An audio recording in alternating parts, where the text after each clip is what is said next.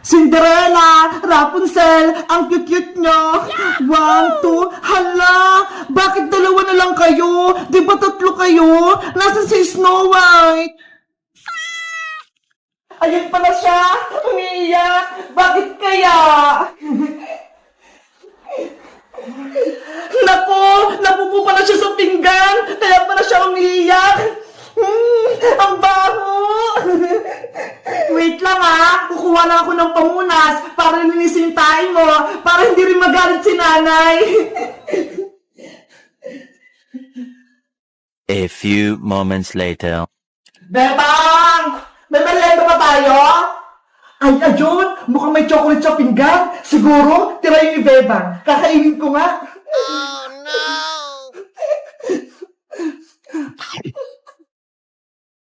Ah! Ano to? Lasang tait! Bebang! Nasaan ka? Nay! Nandito po ako! Ano po yan? Bakit may pupo rito sa pinggan? Kasi po, Nay, si Snow White tumayag na sa pinggan. Bakit po? Ano po nangyari? Bakit kayo napasigaw? Kasi nakain ko yung pupo na yan. Akala ko chocolate. Ano po? Nakain niyo yung pupo ni Snow White? Anong nakakatorong, Bebang? Ha? Wala po, Nay. Naiinis ako sa malilit na pusa na yan. Bebang, iligaw mo sila. Dapat wala rin sila dito sa bahay, ha? Ililigaw sila? Bakit po, Nay? Alaga ko sila eh. Pakalat-kalat sila dito sa loob ng bahay? Kung saan-saan sila mga tumatae? Kaya yun, nakain ko tuloy. Pero, Nay, maliliit pa po sila. Hindi pa nilang kayang mamuhay sa labas. Tsaka, nalilinis ko naman po yung pupo nila, ha? Eto nga po, may dala akong pamunas. Walang pero. Gusto ko, iligaw mo sila ngayon din. Nay, ayoko po. Mahal ko po si Snow White, si Rapunzel, pati si Cinderella. Hindi ko sila kayang iligaw. Kung ayaw mo silang iligaw, ikaw ang ililigaw ko, Bebang. Papalayasin kita sa bahay na to. Nanay naman eh. Wag mo akong iyakan, Bebang. Bilisan mo na. Iligaw mo na sila. Ayoko makikita sila dito sa bahay. Opo. Snow White, Rapunzel, Cinderella, sorry. Pinalayas na kayo ni nanay. Doon na kayo maninirahan sa may labas. Doon mo iligaw sa malayo yung mga yan para hindi sila bumalik. Opo, Nay. Tara na mga alagang pusa. Labas na tayo.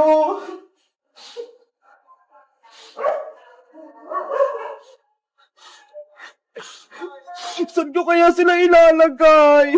Kawawa naman sila. Maliliit pa. Bebang! Saan ka pupunta? At ano yung hawak mo? Princess, pinaliligaw sa akin to ni nanay yung maliliit kong kuting. Ano? Bakit? Kawawa naman sila. Di ba anak yan ni Shadow? Kasi si nanay, nakain niya yung tayo ni Snow White, kaya yun, nagalit siya. Si Aling Sitang, nakakain ng pupo ng pusa. Ew! Kadiri! Huwag kang tumawa, Princess. Baka marinig ka ni nanay. Lalo pa siyang magalit. Nakakatawa kasi Bebang eh. Sa tingin mo, Princess, saan ko to ilalagay yung mga pusa ko? Ayaw ko silang mawala eh. Alam ko na, ang magandang gawin mo, Bebang, ipaampo mo na lang sila para hindi sila kawawa. Ayaw nga, no? Magandang naisip mo, Princess. Diba? Matalino ako. Maliligtas ko yung mga kuting mo.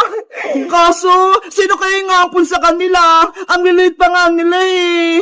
Nako, basta ako, ayoko na mag-ampun ng kuting. Pagagalitan lang ako ni nanay. Ang baw-baw kasi ng mga tain yan eh. Guys, nasubukan nyo na ba mag-ampun ng pusa? O kaya aso? Napalaki nyo na rin ba sila? Mag-comment lang kayo kung anong pinangalan nyo sa alaga nyo. Bye-bye! Yay! Uwi na si nanay! Mabuti na lang, magaling na yung sakit ko! Maglilinis ako ng buong bahay para pagdating ni nanay, masaya siya!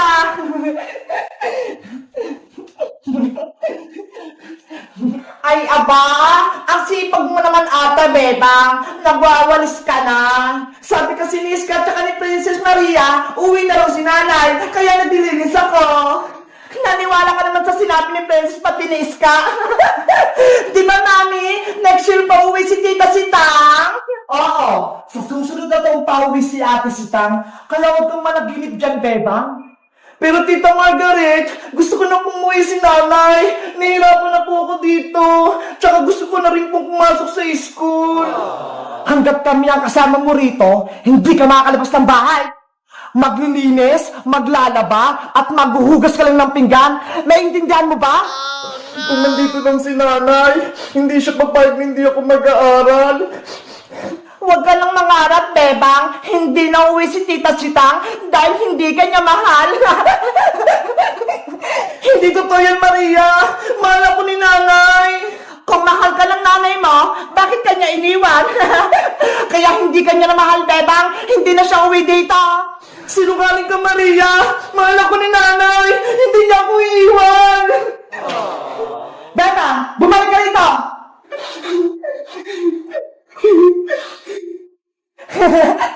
Nagdadrama na naman si Bebang. Nanay, nasaan ka na ba? Umuwi ka na.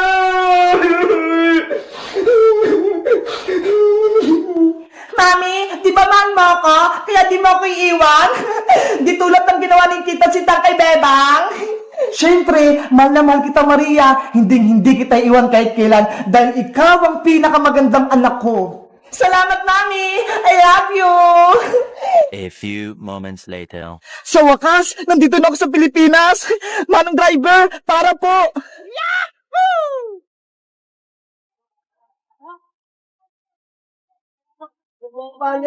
Salamat po. Namiss ko yung bahay namin. Namiss ko rin si Bebang. May kita ko na si Bebang. Bebang! Maria, may tao sa labas. Silipin mo nga kung sino yun. Sige po, Mami. Bebang! Mami, halika rito. May problema tayo. Ano yun, Maria? Para ka nakita ng multo. Tingnan niyo po. Si Tita Sitang nasa labas ng gate. Ano? Ay, oo nga. Totoo yung sinabi ni Bebang. Uuwi na si Ate Sitang. Bebang! Yuhu! Bakit ang tagal naman buksan? Ang gagawin natin, Mami? Pakukulong tayo ni Tita Sitang kapag nalaman niya pinahirapan natin si Bebang. Maria, iligpit mo yung mga gamit natin. Ilagay mo lahat sa bag. Bakit po, Mami? Huwag ka ng maraming tanong. Tatakas tayo bago pa tayo mahuli ni Ate Sitang. Sige po, Mami. Bebang, papasok na ako sa loob. Maria, bilisan mo! Paparating na si Tita Sitang mo! Yahoo! Bebang! Sino kayo tumatawag sa akin sa labas? Hello guys! Magandang araw! Ako si Aling Sitang. Nakauwi na ako rito sa Pilipinas. Siguradong matutuwa si Bebang. Pero, bakit kaya wala nagbubukas ang pinto? Ano kaya nangyayari sa loob ng bahay? Sana, mahuli ko si Margaret pati si Maria nang mapabarangay ko sila. Mag-comment lang kayo para sa part 6. Bye-bye!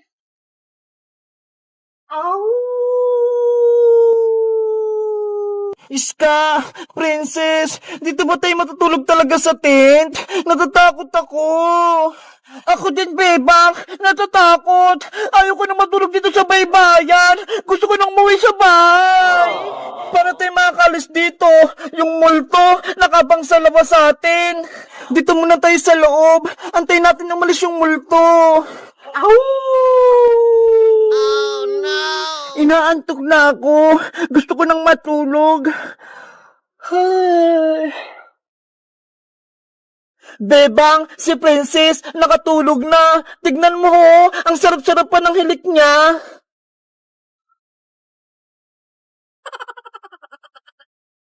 Iska, matulog ka na rin. Samahan mo si Princess. Ako naman, magbabantay ako sa labas para hindi tayo guloy ng multo.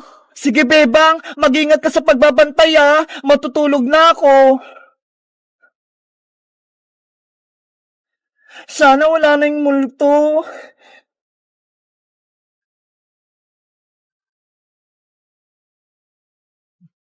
Big Bird, samahan mo muna akong magbantay dito Natatakot ako. Baka lumabas yung multo. Ayun, si Bebang lumabas na. Siya yung una kong tatakutin. Bebang! Sino yon? Big Bird, narinig mo ba yon? May nagsasalita Bebang, nandito ako. Silipin natin sa likod. Baka nandun.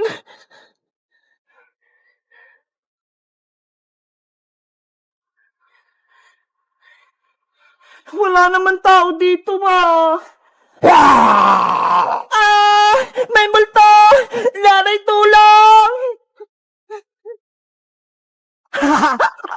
Si Bebang, natakot! Ang bilis tumakbo! Ano yun? Bakit maingay sa labas?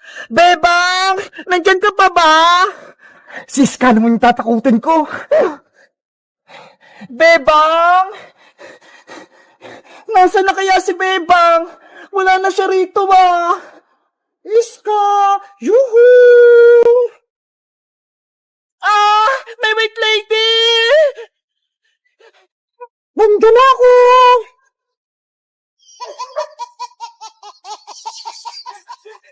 Princess! Uwi na ako! Ikaw nang bahala dyan sa baybayan mo! Ayun! Umalis na rin si Iska! Si Princess na niya titira sa tent! Tatakutin ko rin siya sa loob!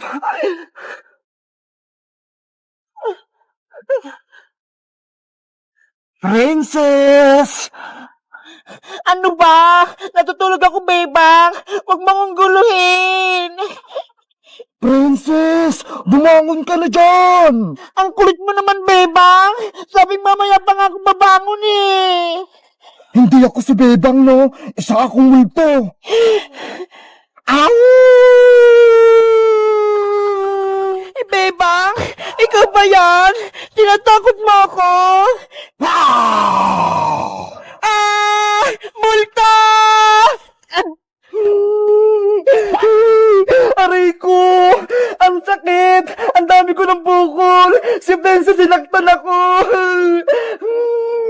Ikaw pala yung multo boyong Akala mo? Matatakot mo ako? Lagot ka kay Nanay Princess! Isusumbong kita! Iyakin ka pala Umuwi ka na sa inyo! Ginugulo mo yung baybayan namin! Nanay! Si Boyong pala yung nananakot sa amin! Akala ko tunay na multo! Ayan tuloy! Nakatim siya kay Princess! Hello guys! Magandang araw! Ako si Bebang! Naglaro kami nila Princess, patinis ka ng baybayan. Ang saya-saya namin! Kayo guys, gusto niyo rin ba maglaro ng baybayan? Katulad nito? Mag-comment lang kayo kung anong susunod naming video. Bye-bye!